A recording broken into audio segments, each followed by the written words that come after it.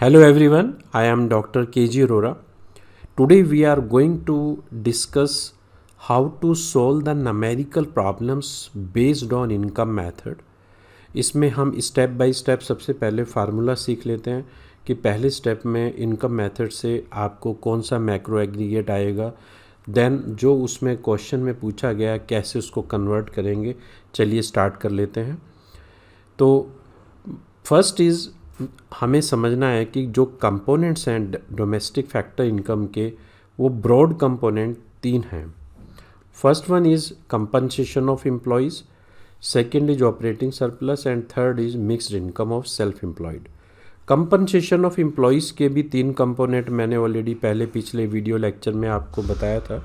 Wages and salary received in cash, wages and salary received in kind, these are the non-monetary benefit, and social security contribution by employers। यहाँ पर employers का ये add होगा, ये याद रखना है हमको। अगर वेजेस एंड सैलरी न्यूमेरिकल में दिया है तो ये इन दोनों का सम दिया है, इसका मतलब। ऑपरेटिंग सरप्लस में हम 3 कंपोनेंट को लेते हैं। First is rent and royalty, second is interest and third is profit.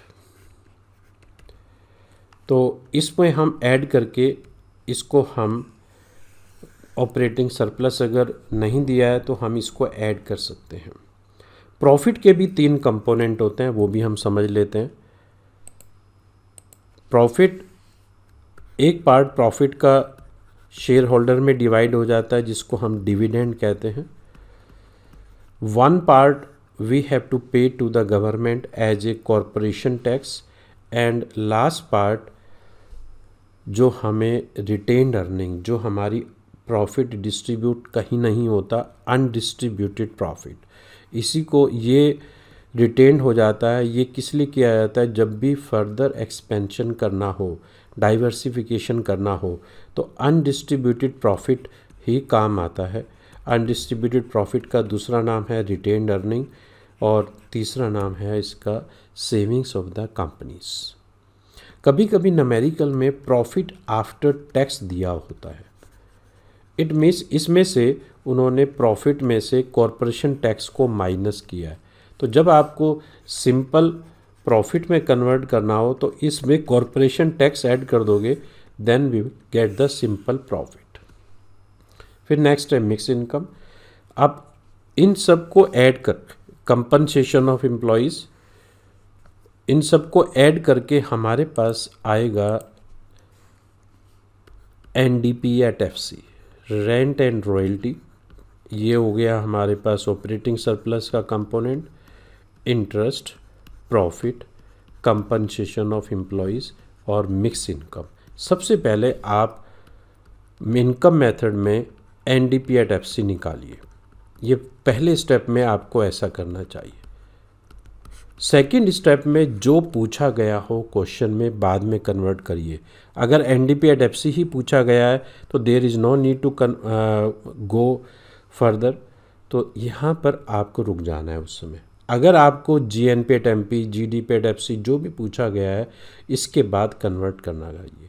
तो सबसे पहला स्टेप याद रखना चाहिए कि एनडीपी एट एफसी है। फिर दूसरी बात, आप सबसे पहले फार्मूला मेंशन करिए।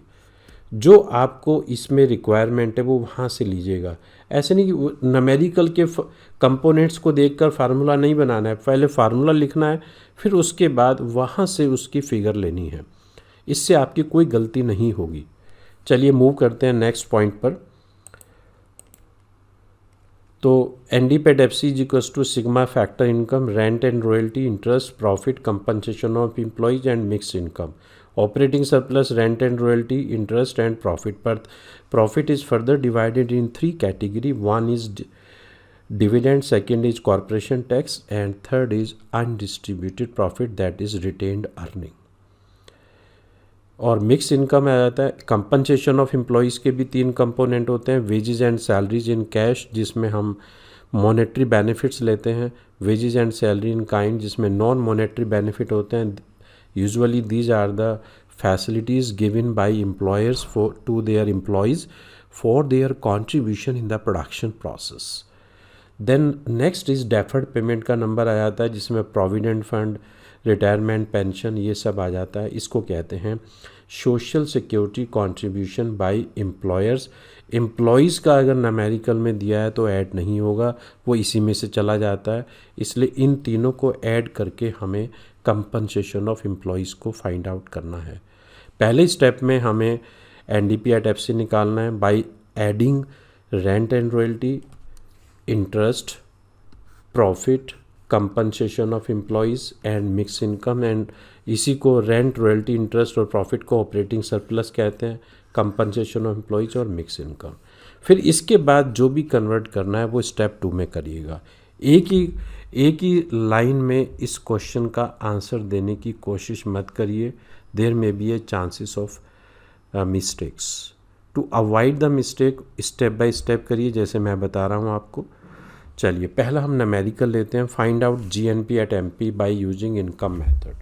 तो इनकम मेथड में जो सबसे पहला दिया है इसने, तो सबसे पहले हम क्या करेंगे, हम NDP at FC find out करेंगे, जैसे हमने डिस्कस किया है। And that is the sum of rent and royalty, interest, profit, compensation of employees, mix income. आपको ये पूरा लिखना है, मैं यहाँ पर आपको समझाने के लिए सिर्फ शॉर्ट नेम लिख रहा हूँ, आपको पूरा लिखना चाहिए। Rent is given 150, interest is given 100 and profit is given 200। Compensation of employees is given 400। अब यहाँ पर ये याद रखना है कि कंपनसेशन ऑफ एम्प्लॉयज़ का एक कंपोनेंट अलग से दिया हुआ है, तो इट में ये तो इसी का पार्ट है ही ऑलरेडी, तो इसको यहाँ पर इसको ऐड नहीं करना है दोबारा से। Next is mix income, that is 500। अब आप इन सबको ऐड कर लीजिएगा, तो 900 1100 1350 आ गया आपके पास। But we have to find out G N P at M P, इसको हम सेकेंड स्टेप में करेंगे। तो G N P at M P और आपके पास N D P at F C आ गया। अब इसको कन्वर्ट करने के लिए ऑलरेडी मैं इसके ऊपर वीडियो लेक्चर बना चुका हूँ।